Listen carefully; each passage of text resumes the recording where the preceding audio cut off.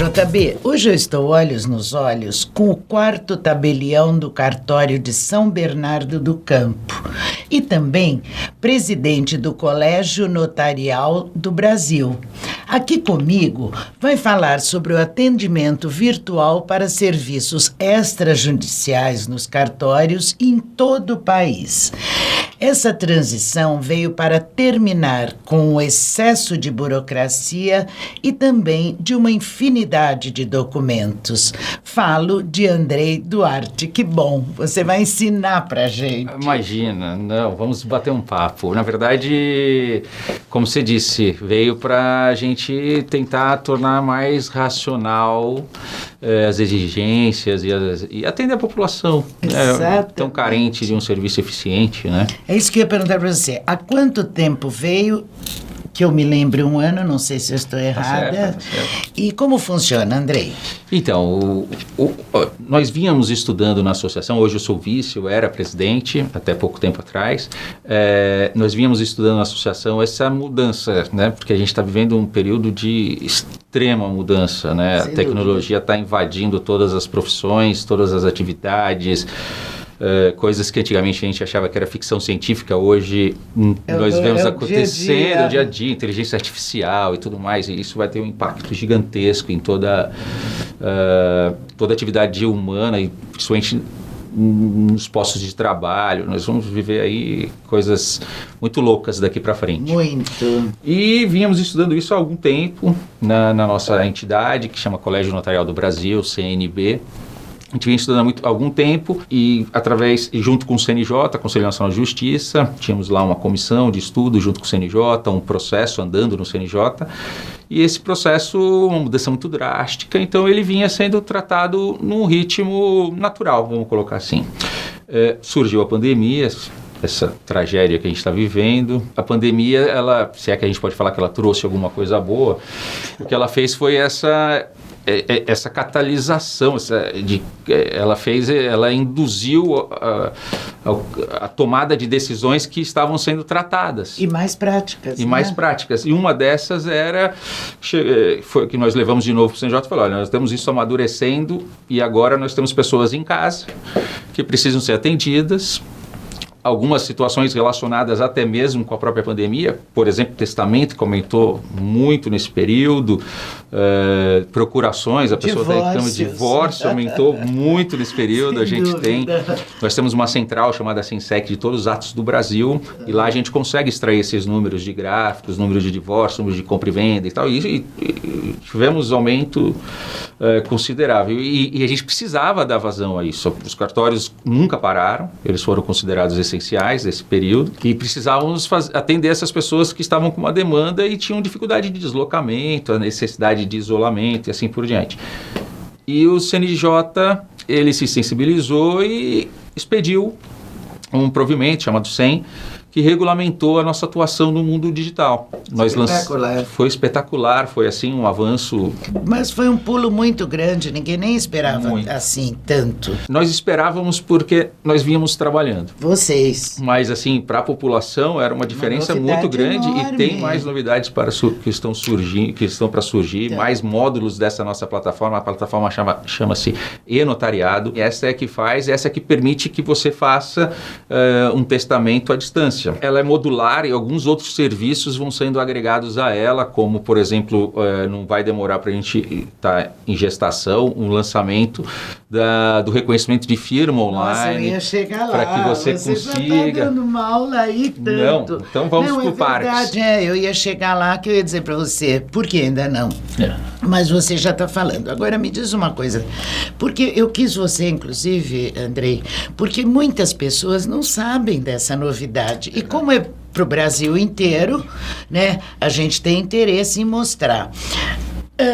Com essa desburocratização, o que você pode contar para a gente sobre o tempo de execução, fazendo um comparativo com o que você quiser? Ele é muito mais curto e você tem também uma dinâmica muito mais fácil. O inventário. o inventário, desde 2007, uma lei 11.441, desculpa o público, porque a gente fica falando de número de leis, não tem problema. Já pode ser feito em cartório. Isso já fez uma redução enorme de tempo. Eu costumo brincar que eu não falo muito isso para não tornar o ato banal, mas em meia hora, se a pessoa tiver com seus documentos de identidade, de identidade, a gente divorcia uma pessoa. Mais fácil do que casar. Muito mais fácil que casar, né?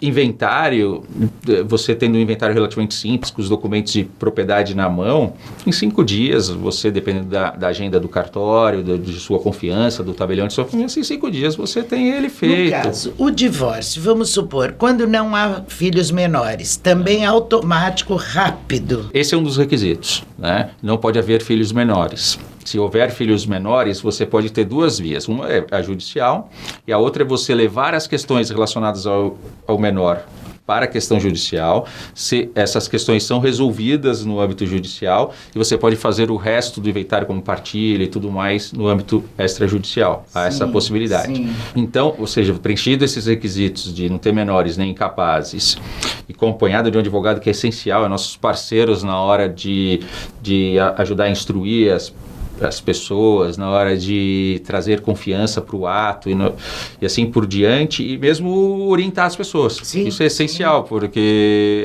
na verdade, o advogado é um link nesse mundo, porque geralmente as pessoas procuram um advogado e falam, olha, nós temos uma via mais fácil, e acaba sendo esse parceiro.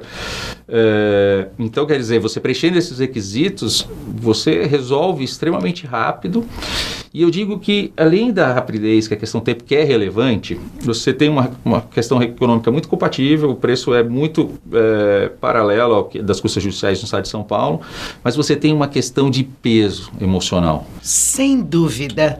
O próprio ambiente do fórum, a sala do juiz, exatamente, você tocou num ponto importantíssimo. Esse peso emocional, a ausência desse peso do ambiente judicial faz diferença.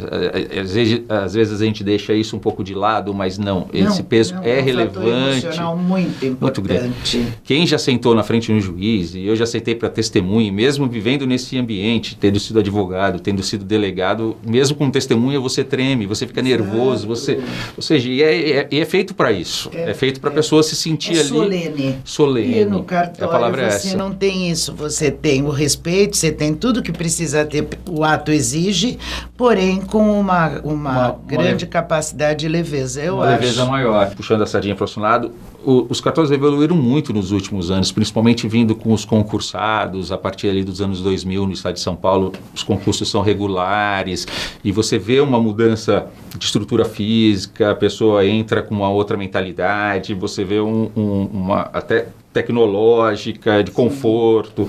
Isso tudo faz um diferencial na hora do atendimento. Se faz. Me diz uma coisa, assim, dentro desse assunto que nós estamos falando de tempo e de qualidade, quantos serviços você estima que já tenham sido concluídos através da plataforma? Eu vou te dar 2 números, então. O primeiro, desde 2007, os atos que foram desjudicializados, nós já estamos chegando a 3 milhões. Nossa Senhora. Então, você tem um impacto na vida das pessoas, você tem a questão de conforto, celeridade, menos pressão emocional, você tem um impacto no Estado. O CNJ, nos últimos estudos, ele avaliou que um processo judicial custa ao Estado, não em custas judiciais, mas custa ao Estado como máquina movimentada cerca de R$ 2.300. Tem os quebradinhos, não vou lembrar agora. Não tem problema.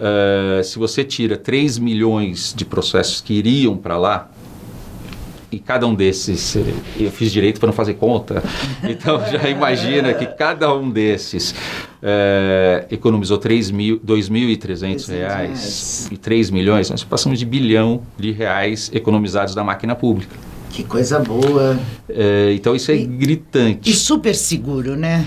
Porque até a parte documental pode ser extraviada, pode ser quantas vezes o advogado e a cartória, até não por mal, mas o processo não acha, foi para cá, foi para lá, demora uma semana, ou no arquivo, também, que é outra loucura para desarquivar um processo. Sim.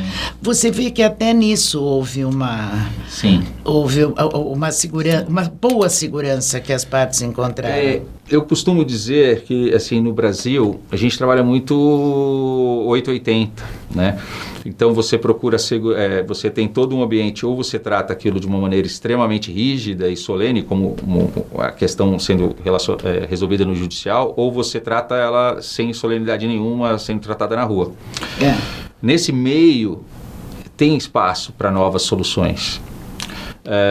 E essa foi uma nova solução. Soluções que você vai conseguir regular. Você faz uma análise de risco e vê, olha, essa situação aqui é relativamente segura. Não preciso do juiz participar. Então, a gente tem que racionalizar. Nossas capacidades são escassas no Brasil. E o próprio judiciário tem enormes dificuldades. Então, você vê nesse sentido, dar soluções à população de que ela consiga ter segurança, mas também ter celeridade e tal. Então, como você disse, Clara, em outros aspectos também trouxe vantagens.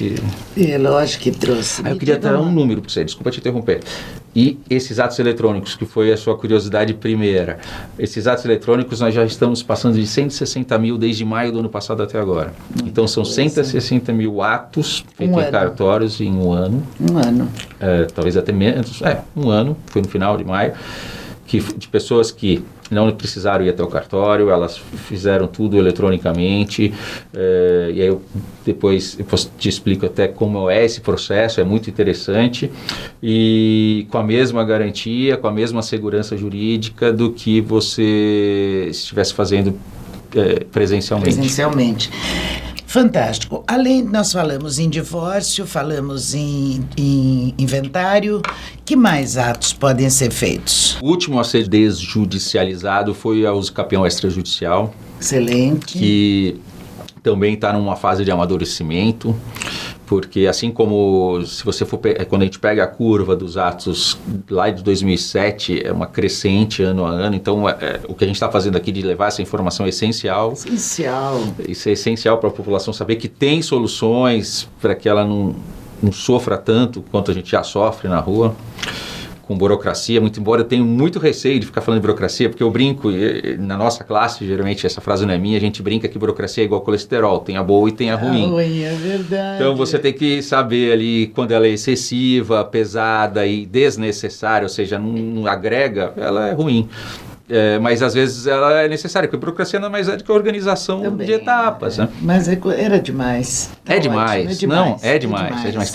Você falou do uso capião. Do uso capião, do inventário, do divórcio, da separação, que para alguns ela foi extinta, mas continua sendo feito, contratos de união estável, própria transação, se você tiver uma questão litigiosa e entrar em consenso, você pode deduzir ali. A ata notarial é um ato assim espetacular. Você sabe que quando aparece um caso aqui de alguém que cometeu uma injúria, uma calúnia, ou mesmo uma difamação, e agora é tudo por WhatsApp, é tudo por coisa. Eu falo ata notarial, gente, eu encaminho direto para o cartório. Perpetua aquilo, não tem saída. Guarda, e não vai alegar, olha, isso está mesmo lá, isso não está, mudou o texto, não mudou. Não, você tem um agente externo, terceiro, imparcial, que vai falar, olha...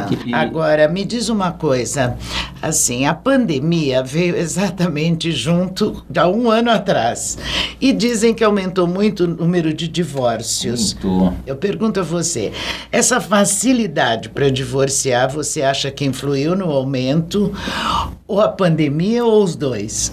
Eu acho que a pandemia, principalmente.